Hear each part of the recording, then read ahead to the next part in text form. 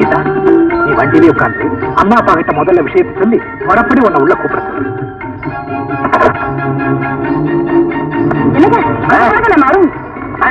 என்ன திருது பண்ண வர்றான்? அப்பா அம்மா, தானே தம்பி, நீ வர்றேன்னு ஒரு வழியில தம்பி கொடுத்திருந்தா காரை எடுத்துக்கிட்டு ஸ்டேஷனுக்கு வந்திருப்பேன்ல. அதெல்லாம் இருக்கட்டும். முதல்ல நீங்க 2 பேரும் என்ன மன்னிச்சேன்னு சொல்லுங்க. எதுக்குப்பா மன்னிப்பு? உங்களையும் அப்பாவையும் கலந்துக்காரன் நான் கல்யாணம் பண்ணிக்கிறேன். நீங்க ஏத்துக்குவீங்கிற நம்பிக்கையில அவளை அழைச்சிட்டு வந்து வாசல் எதிர்த்து வந்து மறுபடி கூப்பிடுங்கம்மா. கூப்பிடுங்க. என்ன பணம், என்ன பாத்திரம், எத்தனை பவுன் நகை, எத்தனை லட்சம் வரவச்சன? அவனுக்கு குலமும் கோத்திரமும் தெரியாது.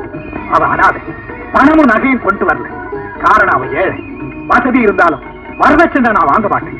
ஏன்னா நான் ஒரு மிலிட்டரி ஆபீசர். நீ செய்தது ரொம்ப கரெக்டா. இருந்தாலும் நீ எங்களுக்கு ஒரே புள்ள. உன் கல்யாணத்தை பாக்குறது இல்லாம பண்ணிட்ட பாரு, அதான் கொஞ்சம் வேதனையா இருக்குது. சாந்தநாயகி வா, மருமகளை கூட்டிட்டு வருவோம்.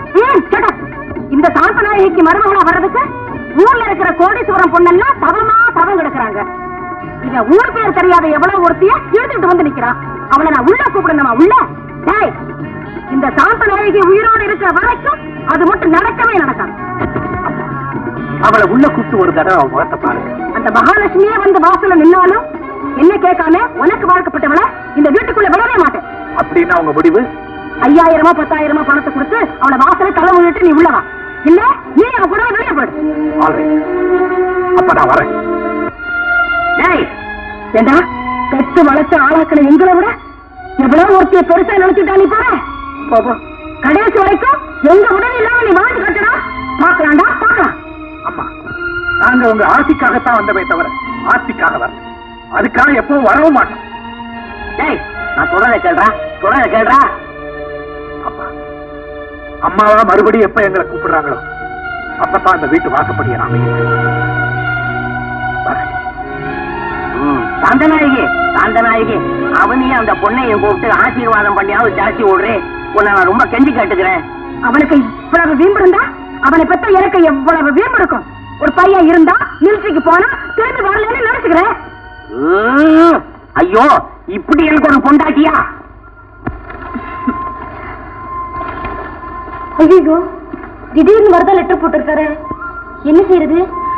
என்னம்மா தங்கச்சி, என்ன தனியா பேசிட்டு இருக்க? கேட்ட தப்பா? ஒண்ணு இல்ல. ஒண்ணு இல்லைங்கிற கையில நோட்டீஸ் வச்சிருக்கேன். அதெல்லாம் ஒண்ணு இல்ல. ஆறுமுகம், நாளைக்கு உனக்கு ஏதாவது வேலை இருக்கா? ஏமா, எனக்குன்னு என்ன வேலைமா இருக்குது? இந்த ஊர்ல யார் யாருக்கு என்னென்ன வேலையோ அந்த வேலையை பாக்குறவன் எனக்கு வேலை. உனக்கு வேலை என்ன? இது ஒரு முக்கியமான விஷயம். உன்னை நம்பிதான் சொல்றேன். யார்கிட்டையும் சொல்ல மாட்டிய? யாருக்கிட்டையும் சொல்ல மாட்டேன், அம்மாவை தவிர. ஐயோ, இந்த விஷயம் முக்கியமா அம்மாவுக்கு தான் தெரியக்கூடாது. அம்மாவுக்கே தெரியக்கூடாதா? ஆமா, யார்ட்டையாவது கடன் ஆயிட்டியா? இல்ல. எதையா தொலைச்சிட்டியா? இல்ல. எனக்கு புரிஞ்சு போச்சு. என்னது? இதுக்குத்தான் நான் அப்பவே சொன்னேன், ஒழுங்கா படின்னு. படிப்புல கவனத்தை செலுத்தி இருந்தேன்னா இப்ப துடிக்கிற நிலைமை வந்திருக்குமா? ஆறுமுகம், நீ என்ன சொல்ற? பரீட்சையில பெயில் ஆயிட்ட, அவ்வளவுதானே? ஐயோ, அது இல்ல. பரீட்சையா வைக்கலையா? ஐயோ, இங்க வா சொல்றேன். நான் நினைச்சேன், என்னடா காலேஜ்ல படிக்கிற பொண்ணு நீ படிப்பினுடைய பெருமையை காப்பாற்றுவியோ தவறிடுவியோ நினைச்சேன். நீ காப்பாத்திட்ட. ஏமா, எனக்கு ஒரு சந்தேகம் இல்ல. என்னது? காலேஜ்ல படிச்சா கண்டிப்பா காதல் பண்ணி ஆகணும்னு சட்டம் ஏதாவது இருக்குதா? பாத்தியா இதுக்கு தான் உங்ககிட்ட நான் எதையுமே சொல்ல மாட்டேன்னு சொன்னேன். சரி, கோவிச்சுக்கார. ஏமா, இந்த விஷயம் அவரோட அப்பா அம்மாவுக்கு தெரியுமா? அவருக்கு அப்பா அம்மா இருக்க விஷயமோ அவருடைய வீடு எங்க இருக்குங்கிற விஷயமோ எதுவுமே எனக்கு தெரியாது. நல்ல பொண்ணுமா நீ. குதிரை பந்தயத்துல பணம் கட்டி விளையாடுறான் கூட குதிரைக்கு அப்பா அம்மா யாருன்னு தெரிஞ்சதுக்கு அப்புறம் தான் தைரியமா விளையாடுறான். வாழ்க்கை பந்தயத்துல விளையாடுற நீ இந்த விவரம் கூட தெரியலன்னு சொல்றியே, இது உனக்கே நல்லா இருக்காமா? சரி, அம்மா வர நேரமாச்சு. உனக்கு இஷ்டம் இருந்தா அவரை கூட்டிட்டு வந்து உன் வீட்டுல தங்க வச்சுட்டு எனக்கு வந்து தகவல் கொடு. இல்ல நீ வரல மாட்டீ. அண்ணா, ஆசைப்பட்ட பொருளை தேடி வச்சு மனம் போல வாழ வச்சு எனக்கு ஒரு தங்கச்சி இல்ல, உனக்கும் ஒரு அண்ணன் இல்ல. அந்த குறையை நான் பூர்த்தி பண்றேமா. நாளைக்கு தானே வராரு? ஆமா. மோட்டார் கார் சைக்கிள்ல தானே வராரு? ஆமா. பேர் என்ன சொன்ன? ராமு. என்ன யோசிக்கிற? ஒண்ணும் இல்ல தங்கச்சி, இது நாள் வரைக்கும் அந்த கணக்கனை நான் தான் மாமான்னு கூப்பிட்டேன். இந்த விஷயம் அவனுக்கு தெரிஞ்சா அவன் என்ன மாமான்னு கூப்பிடுவான.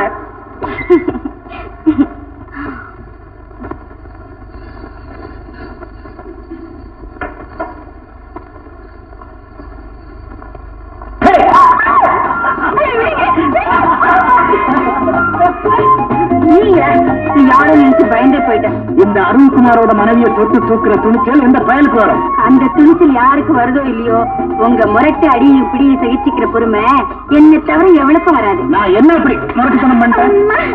இது முரட்டுத்தனமா இல்லையா? சாரி கீதா, பெண்ணையும் பூவையும் நளினமா கையாளணும்னு சொல்லுவாங்க. எனக்கு அந்த நளினம் வரவே மாட்டேங்குது. வலிக்குதா? வலியா? உங்க முரட்டுத்தனத்துல ஒரு சுகம் இருக்கு, ஒரு இன்பம் இருக்கு. அது எனக்கு ரொம்ப பிடிச்சிருக்கு.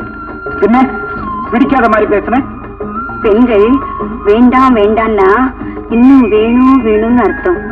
போதும் போதும்னா போதவே போதாதுன்னு பொருள். இப்ப புரிஞ்சுதா? ஓஹோ, அப்படியா விஷயம்? இத்தனை நாள் இதை நான் தப்பா புரிஞ்சுக்கிட்டேன். கீதா, இன்னையில இருந்து நமக்குள்ள ஒரு ஒப்பந்தம். எந்த ஒரு விஷயமும் உண்மையிலேயே உனக்கு போதும்னா என் முதுகுல 3 தட்டு தட்டு நான் புரிஞ்சுக்கிறேன். இது நானும் என் தோழி அண்ணன் செஞ்சுக்கிட்ட ஒப்பந்தத்தை விட வேடிக்கையா இருக்கு. அடிக்கடி அண்ணா அண்ணாங்கிறிய யார் அது? உங்களுக்குள்ள என்ன அப்படி ஒப்பந்தம்? அண்ணனும் நானும் உயிர் தோழிங்க. ஒரு நாள் அவ சொன்னா, கல்யாணம் ஆயிட்டா நம்ம 2 பேரும் தனித்தனியா பிரிஞ்சு போயிடுவோம். அதனால கல்யாணம் ஆனாலும் பிரியாம இருக்கணும்னா நாம 2 பேரும் ஒருத்தரையே கல்யாணம் செஞ்சுக்கிட்டு ஒரே வீட்டுல ஒத்துமையா கொடுத்துன்னு பண்ணுவோமான்னு கேட்டா, நானும் சரின்னு சொல்லி சத்தியம் பண்ணி கொடுத்தேன். இப்ப அதை நினைச்சு பார்த்தா இன்னும் வேடிக்கையான ஒப்பந்தம் தோணுது. அப்படியா? மனைவி கொடுத்த வாக்கை காப்பாற்ற வேண்டியது கணவனோட கடமை. இப்ப ஒரு தந்தி கொடுத்து அண்ணத்தையும் வர சொல்லு. அவர்களுக்கு ஒரு தாலியை கட்டி உங்க 2 பேரையும் ஒன்னா சேர்க்கிறேன். Too late. நான் உங்களை காதலிச்ச மாதிரி என் தோழி அண்ணமும் ஒருத்தரை காதலிச்சிருக்கா. ஒருவேளை மீறி கல்யாணம் ஆயிருந்தாலும் ஆயிருக்கும். அப்படியா? சரி விடு, உன் வார்த்தையை காப்பாற்றலாமேன்னு பார்த்தேன். அண்ணா அண்ணா, வெற்றி வெற்றி. என்ன அருமுகம், அவர் வந்தாச்சா? வந்தாச்சு. எப்போ? இப்பதான். யார் வந்திருக்கிறது? இது எப்படி அம்மா, நம்ம பக்கத்து கிராமம் பாரிவாக்கம் இல்ல, அங்க கிருஷ்ணன் கோயில் ஒண்ணு இருக்குல்ல, அங்க மஞ்சக்குடி இஞ்சி கண்ணு பாகவதர் ஒருத்தர் ராமாயண கதா காலட்சேபம் பண்றாரு. அண்ணத்துக்கு அவர் கதை கேட்கணும்னு ரொம்ப ஆசை. வந்துட்டாரான்னு பாத்துட்டு வர சொல்லுச்சு. இல்ல, எனக்கு கூட அவர் கதை கேட்கணும்னு ஆசை தான்டா. நல்லா கதை சொல்றாருன்னு எல்லாரும் சொல்றாங்க.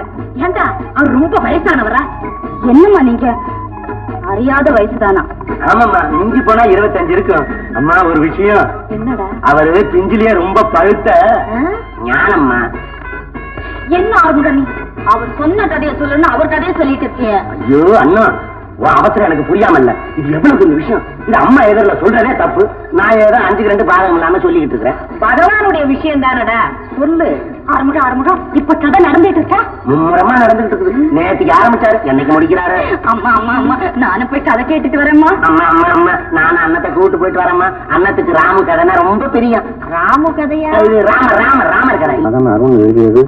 நான் என் மனைவியின் நலம், தங்கள் நலத்தையும் அம்மா நலத்தையும் அறிய ஆவலாக உள்ளேன். அம்மா நலமா? அவதான் 3 வேளை தின்னுட்டு 6 வேளை திட்டுறாளடா. அம்மா இன்னும் என் மீது கோமாத்தான் இருக்கிறார்களா? என் மனைவி வீட்டிற்கு வந்து அம்மாவிடம் ஆசீர்வாதம் வாங்க துடியா துடிக்கிறான். அம்மா கிட்ட ஆசீர்வாதம் வாங்கினா உன் பொண்டாட்டிக்கு வாதம் தாண்டா வரும். என் மகன் ஆசையா பிரியமா எழுதுறது. ஐயோ, கட்சிக்கார எழுத்தெல்லாம் நொறுங்குது. ஊர்ல உலகத்துல மச்சான் உறவு அம்மா பகைங்கிற மாதிரி இங்க அப்பா உறவு அம்மா பகையா? நீ அருணுக்கு அம்மா இல்ல. நீ இப்படி அவனை கரிச்சு கொட்டுறத பார்த்தா உன்னை சித்தின்னு தான் சொல்லுவாங்க. சொல்லாம கொள்ளாம காதல் வச்சு கல்யாணம் பண்ணிக்கிட்டா எந்த தாய் தான் சும்மா இருப்பான்? ஏதோ கோபத்துல 4 வார்த்தை பேசினா அதுக்காக வீட்டு புரியாம அப்படியே வெளியே போடுறதா? என்னடா, நம்ம பையன் அம்மா அப்பா சொத்து சோகம் எல்லாத்தையும் மறந்து ஒரு 6 கட்ட நைலஸ் பின்னாலே போயிருக்கானேன்னா உங்களுக்கு சூடு சொரணை ஈனா மானம் ஏதாவது இருக்கா? நீ இப்படி அடிக்கடி சொல்றதுனால எல்லாம் என்னை விட்டு போயிட்டு இப்ப என்ன ஆயிடுச்சுன்னே தெரியல. இந்த பாரு, பையன் ஒரு தப்ப பண்ணிட்டான். அவனை மன்னிச்சு மகனையும் மருமகளையும் வீட்டுல ஏத்துக்கிறது தான் புத்திசாலித்தனம். புத்தி இருந்தா எனக்கு மருமகளா வர்றதுக்கு ஒரு யோகிதையா அந்தஸ்து வேணுங்க. ஏதோ ஒரு அனாதையத்தை போய் என்னுடைய மருமகளா ஏத்துக்க சொல்றீங்களா? சரியா சொன்னம்மா. இவன் இருக்கிறானே, இவன் ஒரு தலையாட்சி பொம்மை. இந்த பக்கமும் ஆடுவான், அந்த பக்கமும் ஆடுவான். ஏன் தலை நான் இஷ்டம் போல ஆட்டுவேன். அதுக்கு என்னடா? ஏன் ஒரு சமாச்சாரம் தெரியுமா? எல்லாத்தையும் நான் கேட்டுட்டு தான் இருந்தேன். உன் சம்சாரம் பக்கம் தான் நியாயம். அதுதான் நியாயமா? டேய், நம்ம ரயில் அடிச்சு நெய்தான் இல்லடா. சின்ன பிள்ளையில இருந்து ஒன்னா சின்ன பள்ளிக்கூடத்துல படிச்சு ஒன்னா செய்யறானவங்க. சுமாரா செல்லம் கொடுக்கறதுக்கு ஒரு அளவு வேணாமா? உன் புள்ள கட்டதே உன்னாலதான். அட பாவி, அடே உனக்கு ஒரு பையன் இருக்கிறான்டா. நாளைக்கு நான் இதையே திருப்பி சொல்றவங்க நடந்துருவான். அவர் ஒண்ணு அப்படியெல்லாம் வளர்க்கவே மாட்டார். சேட்டாச்சலம், நான் எழுதி தரேன். உன் புள்ள மாதிரி என் புள்ள மட்டும் எனக்கு தெரியாம கல்யாணம் கட்டிக்கிட்டு என் வீட்டுக்குள்ள நுழைஞ்சா ஐ சே யூ கெட் அவுட் அப்படின்னு அவன் ஒன்ன சொல்லுவானா? நான் சொல்லுவேன்டா, கழுத்தை பிடிச்சி வெளியே தள்ளுவேன். அவருக்கு எவ்வளவு ரோஷம் இருக்கு பாத்தீங்களா? ஏண்டி எனக்கு கல்யாணம் ஆன புதுசுல இவனை விட ரோஷக்காரனாவும் அறிவாளியாவும் இருந்தேன். யாரு நீங்க? ஐயோ,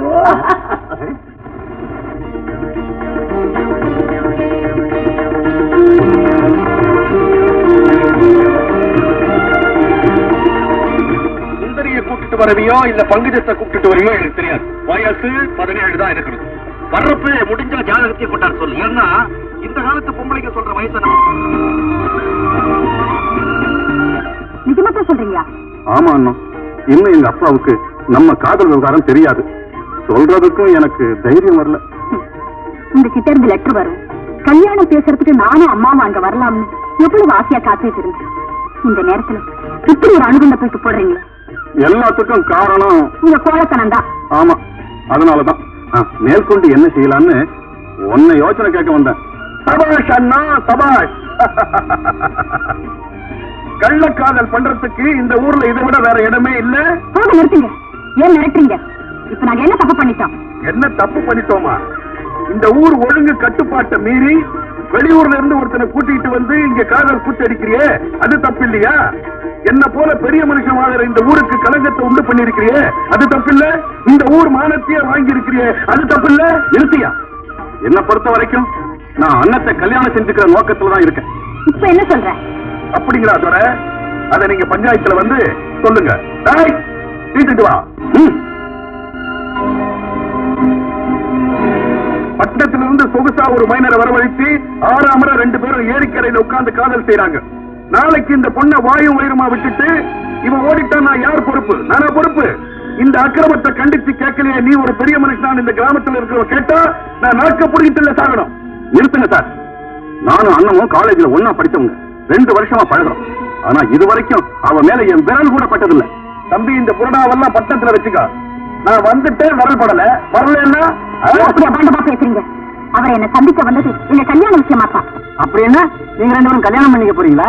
ஆமா, அதுக்காக அன்னத்தையும் அவங்க அம்மாவையும் பார்த்து பேசிட்டு போதான் வந்தேன். போய் அபாண்டமான போய். இவன் அன்னத்து மேல கை வைக்க வந்தாலே தவிர கட்டிக்க வரவே இல்லை.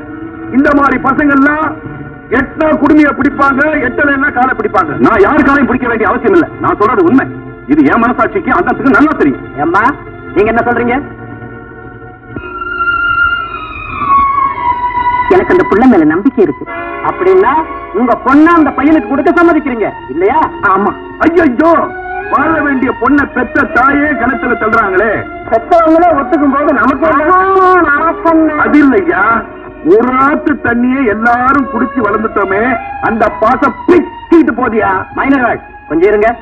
இந்த பாரப்பா தம்பி, உனக்கு 24 மணி நேரம் அவகாசம் தர்றோம். நாளைக்கு இதே நேரத்துல இதே இடத்துல பஞ்சாயத்து கூட.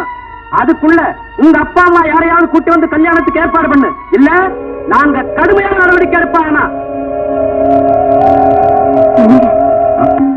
என்ன யோசிக்கிறீங்க? அப்பா கிட்ட எப்படி விஷயத்தை சொல்றதுன்னு தான். இவ்வளவு நடந்ததுக்கு அப்புறம் மறைச்சு வைக்கிறது நல்லது இல்ல. அப்பா கிட்ட தைரியமா பேசுங்க. ஆகட்டும் மைனர், நான் வர்றேன். இதோட இவன் எவ்வளவுதான் இந்த கிராமத்து பக்கம் தலை வச்சு கூட படுக்க மாட்டான். எப்படி படுத்தா என்னங்க வாங்க. ஆமாண்டா, என்னத்தடா சொல்றது? 1 2 சக்கரை வியாதி, ரத்த கொதிப்பு, நெஞ்சு வலி எல்லாம் வஞ்சனை இல்லாம இருக்கு. டேய், நான் மருந்து கடைக்கு போய் எந்த மருந்து வேணும்னாலும் எடுத்து குடிக்கலாம். அந்த மருந்துக்குள்ள வியாதி எனக்கு. அது சரி, நீ ஒரு பெரிய மனுஷன் நினைச்சுதானே பொண்டாட்டிக்கும் பிள்ளைக்கும் சமாதானம் பண்ணி வைடான்னு சொன்னேன். திடீர்னு அந்தர்பல்ட்டி அடிச்சு பொண்டாட்டி செய்தது நியாயம், புள்ள செய்தது அநியாயம் சொல்லிட்டு வந்திய. இன்னும் உனக்கு என்னென்ன வியாதி வரணும்? நீ இப்ப என்கிட்ட உததான் வாங்க போற. நீ சொல்லிட்டு உத. நான் இப்பவும் சொல்லுவேன், எப்பவும் சொல்லுவேன்.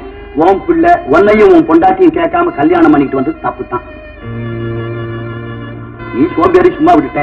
நானா இருந்த நிக்க வச்சு